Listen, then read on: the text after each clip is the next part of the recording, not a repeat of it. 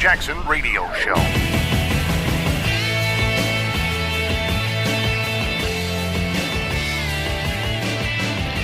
Greetings and salutations. You are tuning into the Disgruntled Millennial portion of the Kevin Jackson Radio Show. Of course, I am your host, Brett Segal, the Disgruntled Millennial, broadcasting to you live from my safe space down here in Northern Florida, where I'm free from your bigotry, racism, hatred, microaggressions, and patriarchy. Now, we are talking with Dr. Sean Smith, the writer of A Tactical Guide to Women, How Men Can Manage Risk in Marriage and Dating. And we are going to talk a little bit about some anecdotal stories that the good doctor has about women who might embody certain negative traits that men ought to stay away from.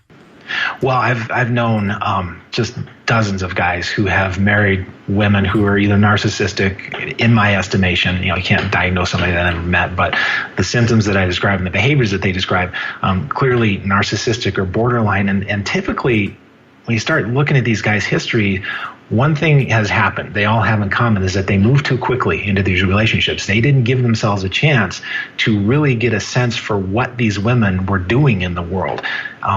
There is, we talk about the honeymoon phase. We're all aware of what that is, but there's been recently some actual study into what that is. And it turns out that somewhere between 6 and 18 months, our neurochemistry is different when we're in love with somebody. And so we're not the same person that we typically are. We're not seeing the world in the same way that we usually do, and they're not the same person. And so there's that period where our brains are not to be trusted. Our brains and our hearts are idiots until we start to come back to baseline. And so guys make this mistake of jumping into these relationships that feel great, and then a couple years down the road, they're going, oh my God, what's going on here? I'm walking on eggshells all the time. This woman is making me insane. Right. Yeah, absolutely. They one of the things that I noticed is that from the man's point of view, it's really easy to get into a relationship with one of these people because they, once they decide what they want, that kind of person will literally do everything, use every trick and tool in their arsenal to lock it down and to make you hers.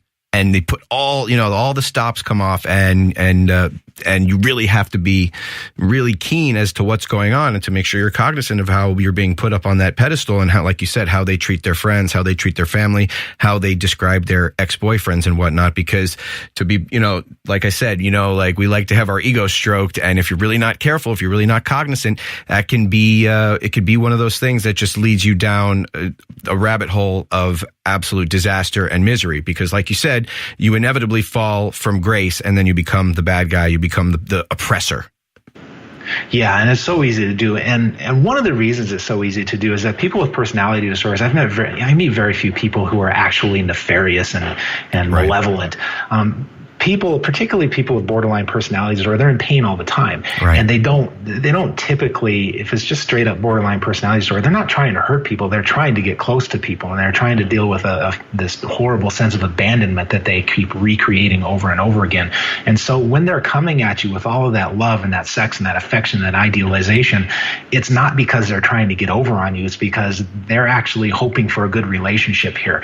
And so that can deceive us into a false sense of safety that there's nothing bad going on here, because at that point there is nothing bad going on. Right.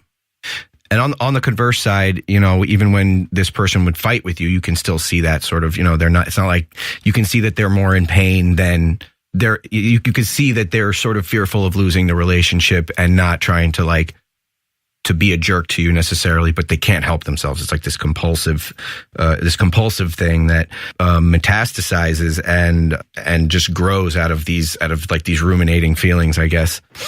Yeah, and since we're getting a little bit in the weeds here, I've not seen studies on this, but I'm fairly well convinced, having seen enough anecdotal evidence, that borderline personality disorder is a direct contributor to domestic violence charges, because there's this dynamic where the person with borderline disorder and the person who doesn't have it will get into a conflict and an argument. And the overwhelming urge of that person with borderline disorder is to solve this problem right now, get the relationship back to where it was, feel love again, eliminate this feeling of abandonment. And so that compels them to stay and fight because they're trying to fix the problem. Whereas the other person may be in need of a break and they may desperately need to step away, or they may recognize that this is going nowhere. But the person with borderline disorder can't let them go away. And so things escalate from that point and somebody ends up getting arrested. Right. Well, I've seen a lot of that that manifest also in other ways where, that emotions are just totally disregarded and brushed under the rug, and an explosive thing will happen, and then nothing, then it's sort of like, the emotions are literally brushed under the rug and you see a happy smiley face, but you know that there's something going on underneath. Now, maybe that's something totally different. Here's the thing. This is why I definitely need to talk, because you can't go around diagnosing your partners and your lovers. That's not a way to a good relationship. What about histrionic disorder? Because that seems to be something that affects women a little more than men as well. Yeah, I'm not a huge expert on that because you just don't see it very often. And there is some thought in the field that the disorder doesn't really exist, that it's a mix of other things. And what is a diagnosis anyway? A diagnosis is just we decide that we're going to clump these symptoms together and put a label on it. But histrionic disorder, this is a person who has to have attention to the point where it's actually damaging their relationships. Like they can't handle it when you're having an issue and you need some help because they have to be the center of attention.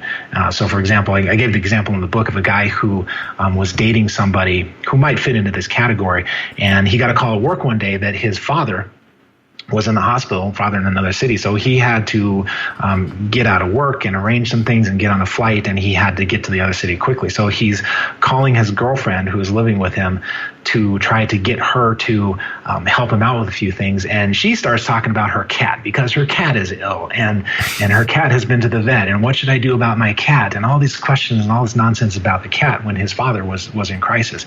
And so that might be an example of somebody who just cannot put themselves on the back burner and put your needs first once in a while. Right. Well, I have a tendency to always put the other person's needs first, and maybe that gives a little bit of, maybe that's a little too doting if you ask me. But, once in a while I would come to a, sort of express that I need some reciprocation, and then it just turns into a complete disaster because maybe that's because that's not the kind of relationship I had set up, or I don't know, maybe that's because she has a problem. Yeah, maybe a little bit of letting the other person take the stage, Yeah, and maybe you have a history of being comfortable and knowing how to navigate relationships where the other person is always the primary source of attention, and so you find people who fit nicely with that. I don't know. Of course, and we are here with Dr. Sean Smith, the writer of A Tactical Guide to Women. He is here helping me solve my problems. He's here helping me solve my interpersonal relationship issues, which I think a lot of modern men, the millennial men in the modern age could really benefit from, because like I said before, men are getting hosed, and all it takes is just a little bit of introspection. Look inside, see what kind of man you are. Look inside and see what kind of woman you deserve. Because to be perfectly honest, the tips and pointers in this book only work if you are the kind of man that a good woman wants. So we're going to be back. We're going to talk a little bit more with Dr. Sean Smith. We'll be right back. This is the Kevin Jackson Radio Show.